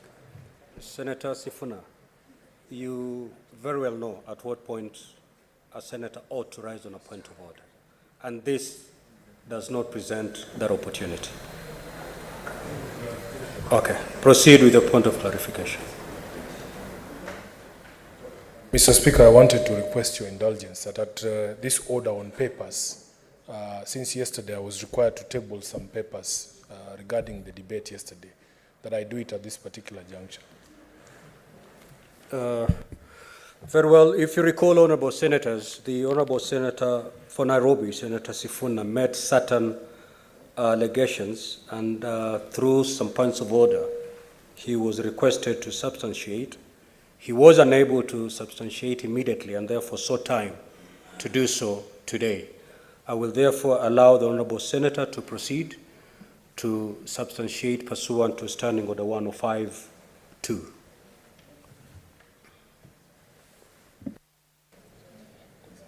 Thank you, Mr. Speaker. During debate yesterday, I made certain assertions on the floor of the House and requested that you allow me time to table evidence to support the assertions that I made. There were 3 matters that I was required to substantiate, Mr. Speaker. I am going to substantiate 2 of those and withdraw 1. Mr. Speaker, the one I'm going to withdraw was on the question of whether the Wi-Fi at city markets are working. My idea of substantiation was to prepare sworn affidavits by traders at those markets to demonstrate that, in fact, those Wi-Fi hotspots do not work. Because of the time that it's taking to produce those affidavits, I want to withdraw that remark, Mr. Speaker, so that in the event that I have the affidavits ready, I will be able to make that allegation or assertion again.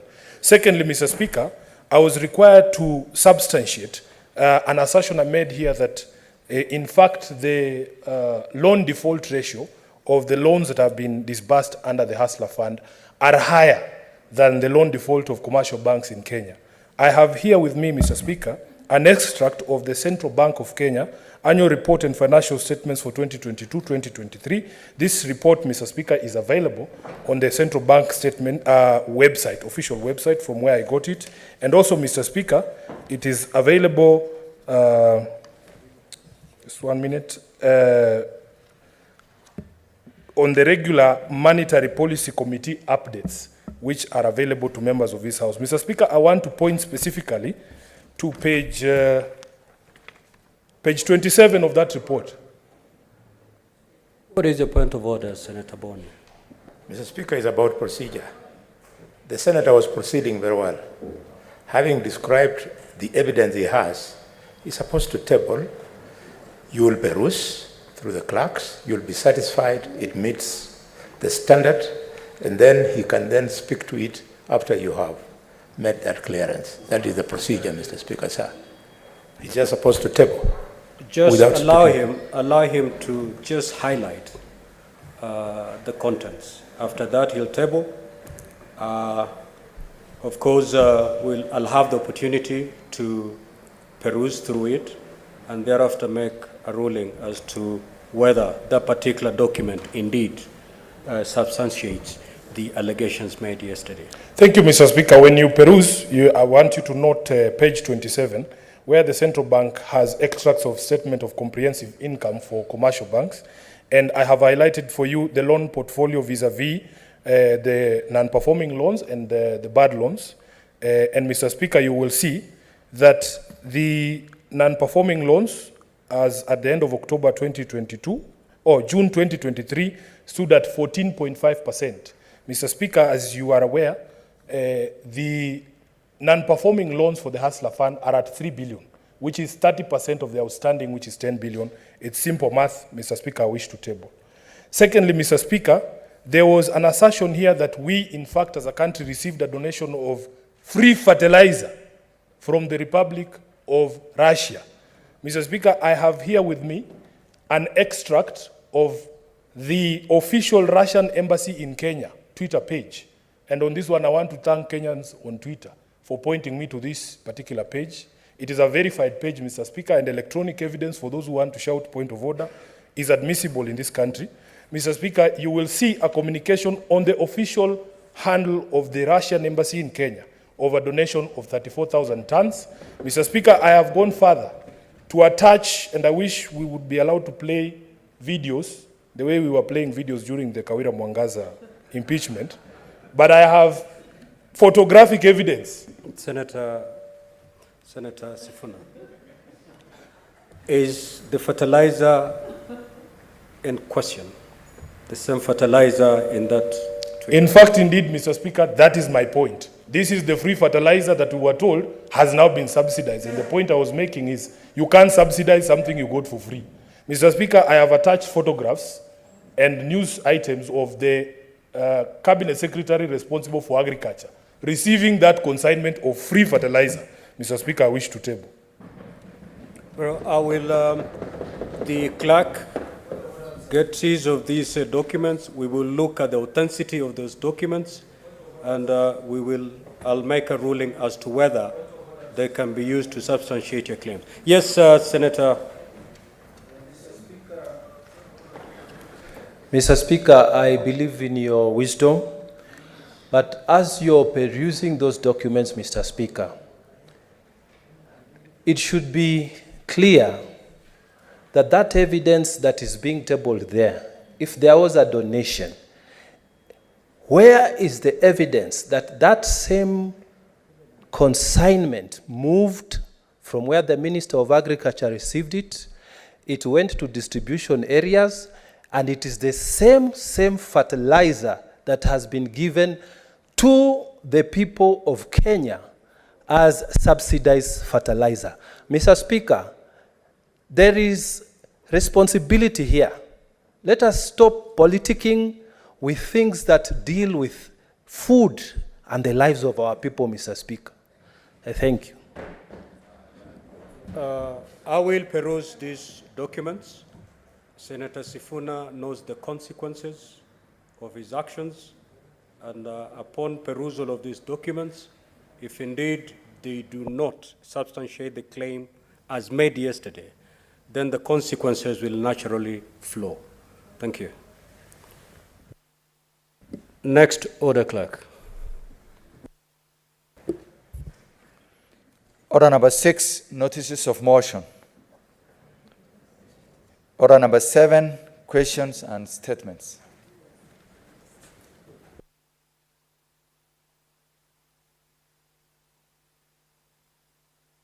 One, Senator Hamida Kibwana.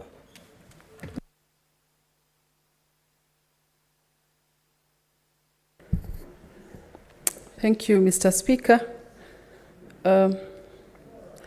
My statement on 52.1, Standing Order 52.1, is regarding the launch of the time use survey report. Mr. Speaker, sir, I rise pursuant to Standing Order 52.1 to make a statement on a matter of general topic concern regarding the recent release of Kenya's first ever time use survey report. This development is pivotal in the pursuit of gender equality and the acknowledgement of women's contributions to our national economy. The survey provides us with valuable data that highlights the significant yet often invisible contribution that women make to our society and economy through unpaid domestic and care work. The stark gender disparities in the distribution of unpaid care work underscore the urgent need for targeted interventions and policy reforms that support and empower women. The survey was conducted as a joint effort by the Kenyan National Bureau of Statistics, KNBS, the State Department of Gender and Affirmative Action, UN Women, the World Bank, and Oxfam International. The report presents a comprehensive analysis of time use data based on the 2021 Kenya Continuous Household Survey. Mr. Speaker, sir, the findings are both enlightening and concerning. What is the point of order, Senator Bowen? Thank you, Mr. Speaker. The distinguished senator is obviously speaking to an opinion poll. And Mr. Speaker, opinion polling in this country is covered by a statute. Mr. Speaker, could she, before she makes us consume of that survey, tell us who the opinion polling agent is and whether the survey they have taken was in accordance with the law? Mr. Speaker, I say this with maximum respect to my colleague, but unfortunately, people are even doing opinion polls on telephone phones, on their phones. So what is your point? What are you? Yes, I'm requesting the member to tell us who is the opinion polling company. Just get me right, Senator Yes. Bone. Under what standing order are you basing your point of order? Thank you. Mr. Speaker, according to our standing orders, members of Parliament, 105. Which standing order? 105? 105. Okay, proceed now. Thank you, Mr. Speaker. I had made my point. The accuracy of the information she's about to table. Nothing personal, but we want to be sure that we are not consuming what they say in computer parlors, garbage in, garbage out. Senator Amida, what is the accuracy of this statement you're making pursuant to Standing Order 52.1?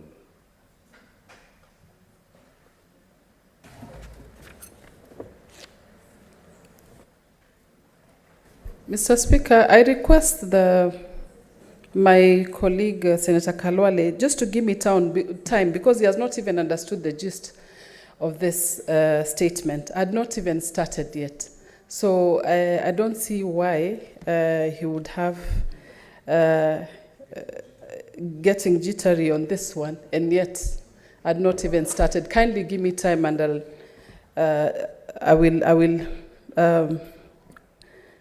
I will disclose the opinion following. Are you saying that the responses to the accuracy of your statement will be, is in the body of your statement? Is that what you're saying? Yes. Okay, proceed. Thank you. Mr. Speaker, sir, the findings are both enlightening and concerning. The report reveals that on average, women in Kenya spend approximately 5 times more time than men on unpaid domestic and care worker. The inequality not only perpetuates gender inequalities, but also impedes women's empowerment, hindering the ability to engage in productive activities and public life. The invaluable partnership of the National Gender and Equality Commission, GEC, the Council of Governors, COG, and the University of Nairobi, UON, in the survey highlights the collective commitment to addressing the gender disparities embedded in unpaid care worker. As Mr. Speaker, sir, as we delve into the specifics, the survey indicates that on average, women and girls in Kenya over the age of 15 spend 3 hours every day on unpaid domestic and care work. There is a significant time investment that unfortunately it is not adequately accounted for in our national economy. The geographical distribution of the unpaid work reveals additional layers of disparity.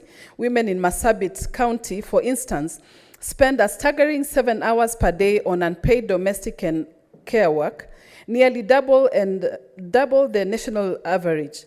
Similarly, trends are observed in other counties, emphasizing the need of targeting interventions. The implications of this data are profound. The under-recognition of the contributions of women to the national economy, specifically in the realm of unpaid care work, results in an incomplete representation of our economic activity. This oversight has broader implications, including the perpetuation of the feminization of poverty and a hindrance of the full realization of women's potential in economic and social development. Mr. Speaker, sir, to address these challenges and pave the way for a more equitable future, it is imperative that we not only recognize the disproportionate burden placed on women, but also take concrete steps towards policy development and legislative reforms. The report emphasizes the need of an unpaid care and domestic work policy to legally recognize, reduce, and redistribute the workload. Furthermore, it calls for the development of labor policies that support the integration of unpaid caregivers into the labor force, establishing family-friendly working arrangements and ensuring decent terms and conditions of employment. Mr. Speaker, sir, as senators, we have a critical role to play in championing these policy changes and legislative reforms. The Time News Survey report is a call to action. It is a reminder that we must take decisive and concrete steps to address the gender disparities in unpaid care work and fully recognize and value the contributions of women in our economy and society. By doing so, we will not only be advancing the cause of gender equality and women's empowerment, but we will also be building a more just, equitable, and prosperous Kenya for all of us. I thank you, Mr. Speaker. Statements pursuant to Standing Order 53-1. Senator Hamida. Thank you, Mr. Speaker. I'll proceed with my second statement on the mental health unit desks in all institutions in Kenya. Mr. Speaker, sir, I rise pursuant to Standing Order 53-1 to request for a statement from the Standing Committee on Health on the establishment of mental health unit desks in all institutions in Kenya. In the statement, the committee should outline initiatives undertaken by the government to establish mental health unit desks in all public and private institutions in Kenya. Mr. Speaker, I repeat, in all public and private institutions in Kenya, explaining any coordination with mental health professionals and organizations to provide timely interventions and support. State plans, number 2, by the government to ensure that the mental health unit desks in institutions have adequate resources and qualified personnel to assist in conducting regular awareness campaigns, workshops, and seminars. Number 3, provide information on the budget allocation and funding mechanism in place for the establishment and maintenance of mental health unit desks. And finally, recommend the establishment of a standardized monitoring and evaluation framework to ensure the mental health desks meet their objectives. I thank you, Mr. Speaker. Senator for Kisumu, Senator Professor Tom Ojenda.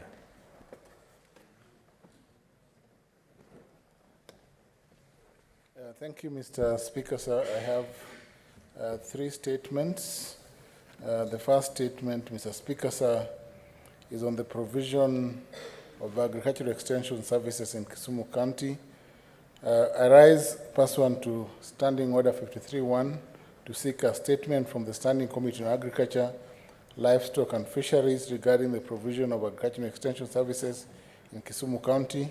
In this statement, the committee should, 1, state the extent of provision of agricultural extension services in Nyando, Muhoroni, and Nyakach sub-counties in Kisumu County. 2, state measures put in place to upscale provision of agricultural extension services in the 3 sub-counties. And 4, give a breakdown of how the budgetary allocation by the national government and county government of Kisumu towards the provision of agricultural extension services was utilized for the financial years 2022-2023, and how the funds set aside for the financial years 2023-2024 will be utilized for agricultural extension services in Kisumu County. Mr. Speaker, sir, my second statement is on early childhood development education, or ECD, in Kisumu County. Mr. Speaker, sir, I rise pursuant to Standing Order 53-1 to seek a statement from the Standing Committee on Education regarding early childhood development education, or ECD, in Kisumu County. In the statement, the committee should, 1, state the number of ECD centers in Kisumu County and their respective pupil enrollment. 2, appraise the Senate on the number of teachers deployed by the county government of Kisumu to the ECD centers, their terms of employment, including remuneration and other benefits, and the teacher-pupil ratio.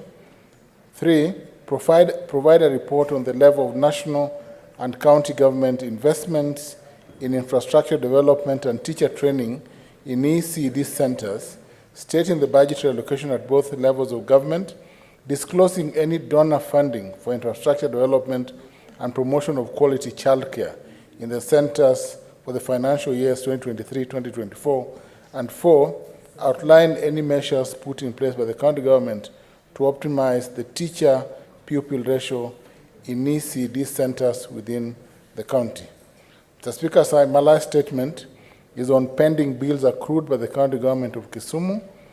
I rise pursuant to Standing Order 53-1 to seek a statement from the Standing Committee on Finance and Budget on the pending bills accrued by the county government of Kisumu.